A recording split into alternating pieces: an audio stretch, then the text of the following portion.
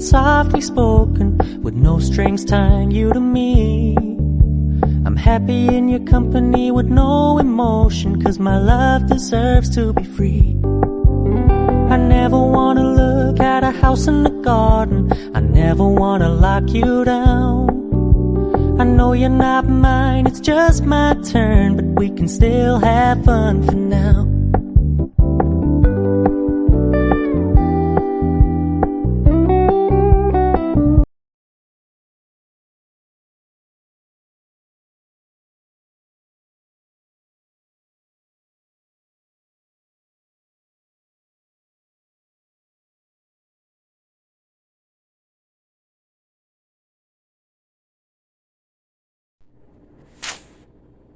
We have these vegetables, potatoes, carrots.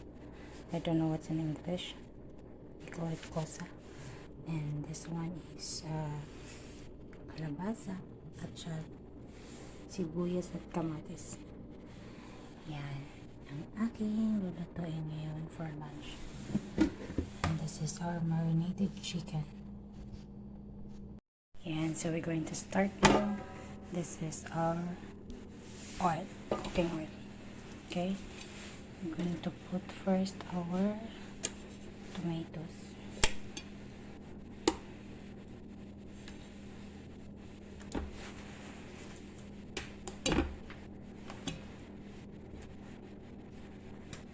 This is what we call chicken sinia here. Sinia means tray. Sa atin, vegetable lang naman yung tawag dyan. Chicken vegetable.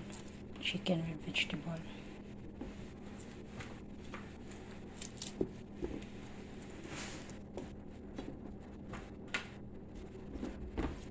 Put our sibuyas. Onion bulb.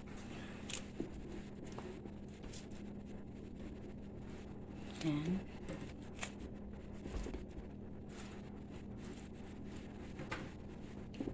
next is our bay leaves.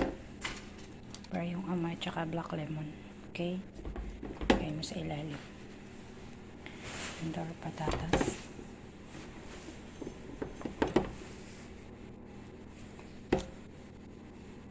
Ganun lang siya. And everything is very organic kasi yung ginawa kong pang marinate is curry powder, yung mga panimpla dito.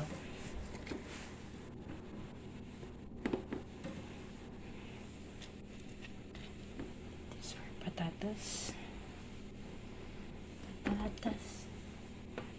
Patatas. Minsan nilalagyan ko siya ng apple. But today, hindi ko muna siya lalagyan. Kasi naglagay ako ng lemon.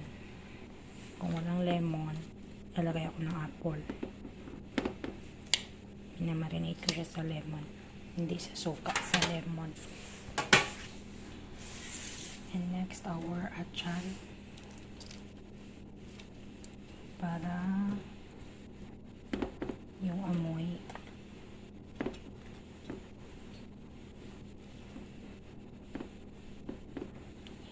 scatter mo lang. Never thought that I could love. Now we're going to put our chicken.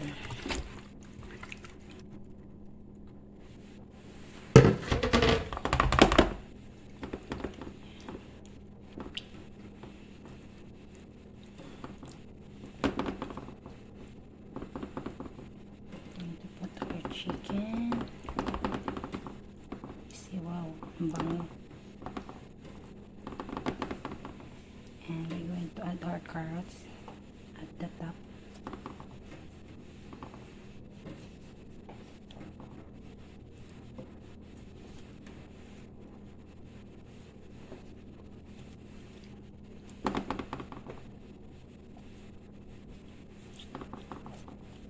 Next, our kusa.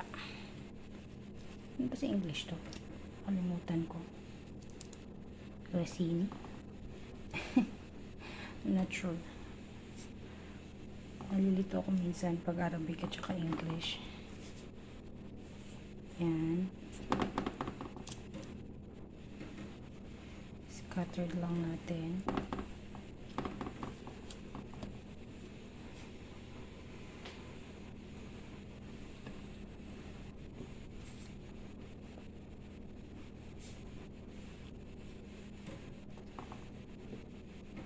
Yes. Now our squash.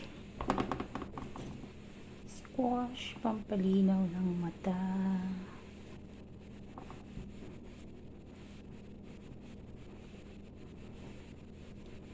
Yan ang ating chicken sinia. And our sili. We're going to add a small amount of water yung kanina. Kung saan ilalagay ko dito yung aking marinate chicken. And we have to put a foil.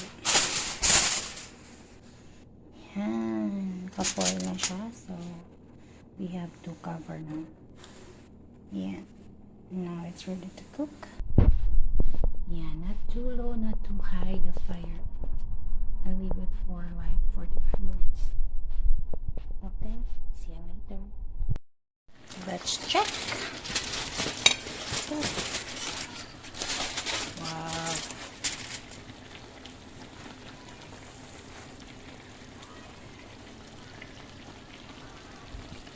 Now it's cooked.